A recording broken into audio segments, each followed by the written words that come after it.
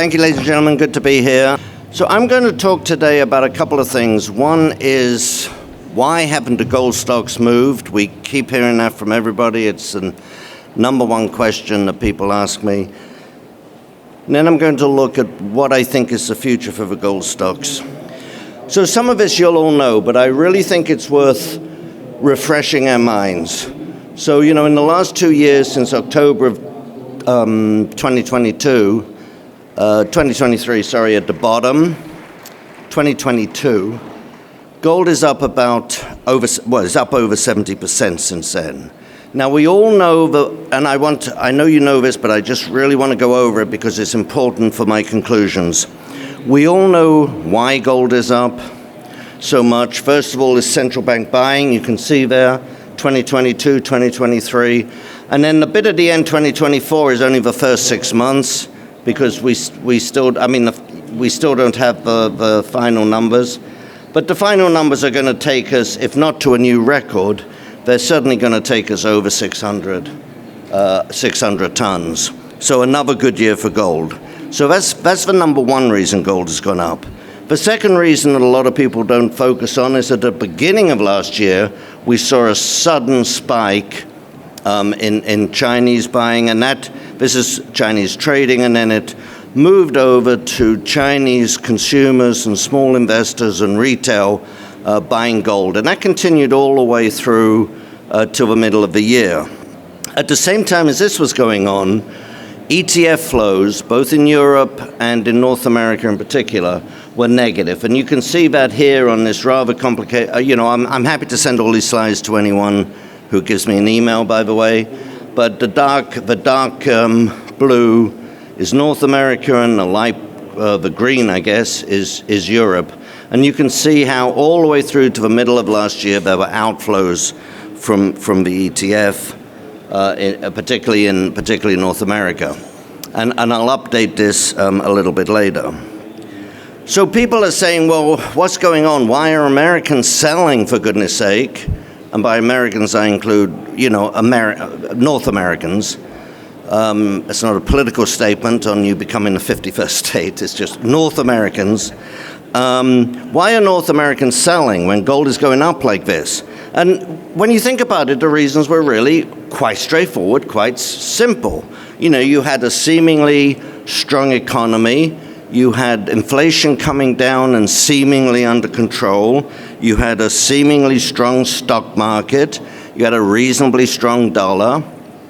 So all of these all of this is precisely the wrong environment in which you want to be buying gold, right?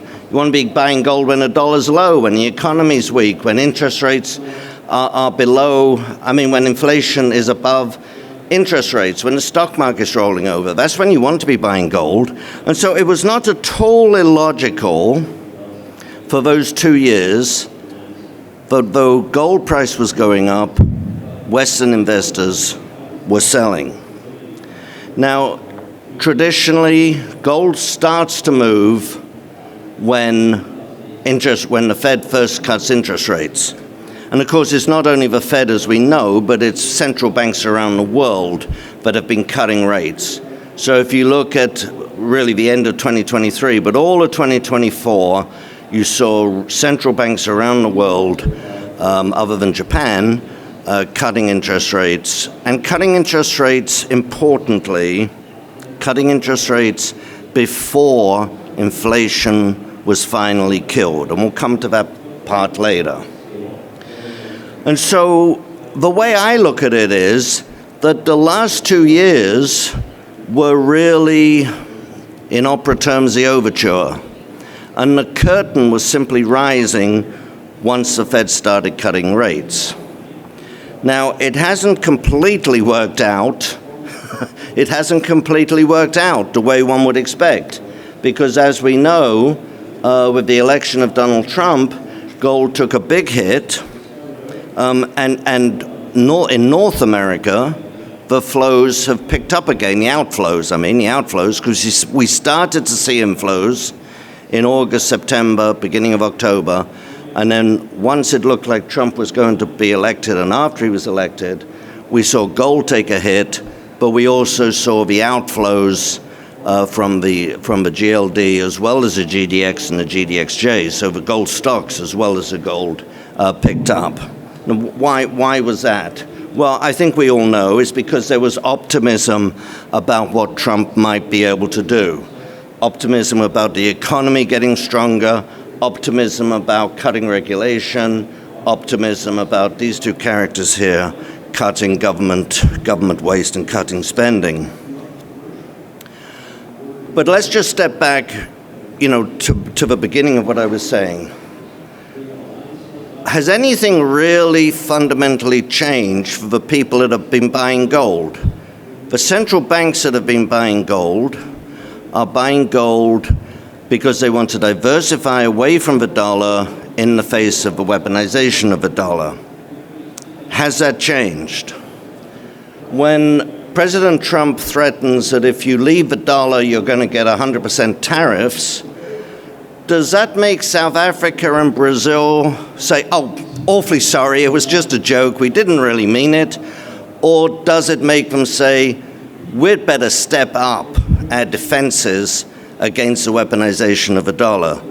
I would argue the latter. This is the debt. Apparently we need a new something or another to make this go. But anyway, if you look at the numbers, just the absolute numbers, it's really fun when you see the numbers ticking over, by the way, because during my talk this morning, the U.S. national debt, even though it's a public holiday, the U.S. national debt will go up $324 billion while I am talking. So you look around the world and you see it's not just the U.S., but it's pretty much every country in the world, with China and India being actually two of the best when it comes to debt. Nothing has really changed with regard to debt, and with the best, I won't say intentions, with the best intentions, with the best will, with the best drive in the world, it's going to be very, very difficult to cut the U.S. national debt, which of course is different from the annual budget. It's going to be difficult to cut the national debt, in any meaningful way in any short period of time. So I wish Elon and VRIC well. There's no question there is a lot of waste in the U.S. government. I don't know if anybody saw the latest Pentagon budgets, which they failed. I think they have 7 departments, and 5 out of 7 had the auditors wouldn't write off on the audits because there was incomplete information. And the comptroller of the Pentagon had the gall at the press conference to say, we're getting better. We used to fail all 7. I mean, truth. They had on the Pentagon budget, they had $873 billion that they couldn't find, that weren't accounted for in the accounts. I'm not suggesting it was stolen or anything, but it's just a reflection of just how big and cumbersome these bureaucracies are. So there's an awful lot of waste, but it's going to take time to cut it.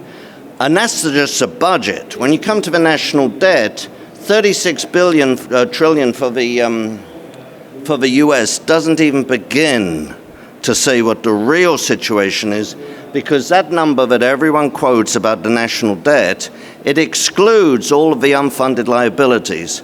So the liabilities for Social Security, the liabilities for Medicare and Medicaid, all of the things that a normal company would put on their books as liabilities, future liabilities, add all that up, and the estimates are anywhere from 150 to 200 trillion. So a lot worse even than the way it looks. That hasn't changed, and that's another factor saying that gold is going to continue to move up. Now, what about here in North America? I'm going to talk more specifically on the U.S. I'm sorry, it is the larger country, and is the narrative of a strong economy and a soft inflation and a strong stock market, is that a valid narrative? I don't think so. This is the US jobs report, and it doesn't show the latest number, which was 256. So a huge upside surprise. And everybody says, oh, jobs. Jerome Powell says it. Biden says it. Jobs. The jobs market in the US is incredibly healthy. We could talk about the jobs numbers for half an hour. In fact, I did with David Lynn on an interview a couple of weeks ago, if you want, or last week, if you want to listen to it. But there's a lot of reasons to say that the jobs market in the US is not anywhere near as strong as the new jobs numbers themselves suggest. And even if you look at the new jobs numbers, I mean, the trend is clearly downwards, right? The same week that the Bureau of Labor Statistics, the government, said there were 256,000 jobs created. ADP, which is a private organization, their number the day before was 122. So one of them is wrong, right? They're not both correct. The other thing that's the most important thing about the BLS, I nearly said the BS, sorry, the BLS jobs numbers, that was a joke, by the way, the BLS jobs numbers, is that they're constantly revised. They always have 2 revisions, and over the last 2 years, 2.5 years, you can see the number of times and the amounts, the size of those downward revisions. I will guarantee you, I will bet anyone in this room who wants, that when they issue their first and second revisions to their November jobs numbers, they will be downward revisions, not upward revisions. Some people think it's a conspiracy, maybe. Some people think it's incompetence, could be. Some people think that it's just too complex to get your numbers right, could be. But whatever the reason, the numbers are subject to such dramatic and constant revisions that they've become basically meaningless in my view. And it's not just my view, but Michelle Bowman, one of the Fed governors, how did she put it? She basically said the same thing in more diplomatic language. This, by the way, excludes the one-off revision that the BLS came out with of 818,000 jobs for 2023. In the middle of last year, they said, don't know what happened, but we overestimated jobs by 873,000. Can you believe that? 818,000. So the numbers are meaningless, is what I'm saying. Inflation certainly has come down from the post-COVID years, but if you look at the last 5 months, it looks to me as though it's stubborn at the minimum, or at the minimum it's not going down anymore, it's stubborn and it's beginning to pick up. This is the ISM services price paid, which is very important because it's a leading indicator of the consumer price index that comes out afterwards. And you can see how in the last 2 months that shot up at the end. So I think inflation is going to, I'm not looking for a dramatic runaway in inflation. I'm certainly not expecting it to come down much more, and it's going to be stubborn with an upward bias.